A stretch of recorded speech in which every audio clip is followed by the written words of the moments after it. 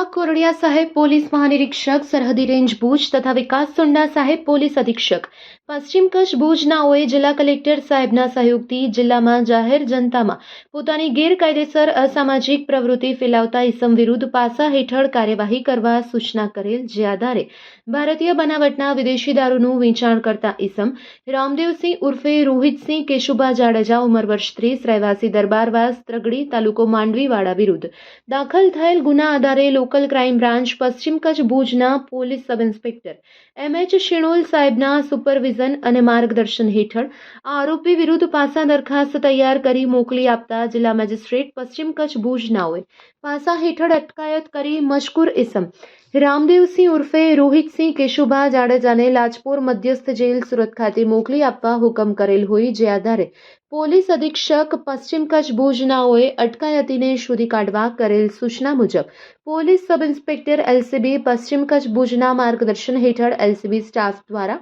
અટકાયતીને શોધી કાઢી પકડી લાવી લાજપોર મધ્યસ્થ જેલ સુરત ખાતે મોકલી આપવા તજવીજ હાથ ધરવામાં આવી છે. તો સામાવાડા રામદેવસિંહ ઉર્ફે રોહિતસિંહ કેશુભા જાડેજા વિરુદ્ધ માંડવી મરીન પોલીસ સ્ટેશન તેમજ માંડવી પોલીસ સ્ટેશનમાં જુદી જુદી કલમો તળે ગુનો દાખલ કરાયેલ છે. આ પાસા દરખાસ્તનું સુપરવિઝન કરનાર પોલીસ સબ ઇન્સ્પેક્ટર એમ.એચ. શિણોલ સાહેબ હતા. પાસા દરખાસ્ત તૈયાર કરનાર એએસઆઈ મયુરધ્વજસિંહ રાણા અને પોલીસ કોન્સ્ટેબલ પરબતભાઈ ચૌધરી હતા. જ્યારે અટકાયતીને પકડવાની કામગીરીમાં ASI Devjibhai Maheshwari, police head constable Mulrajbhai Gadhvi, Lilabhai Desai અને રાજેશભાઈ ગઢવી નાઓ જોડાયા હતા.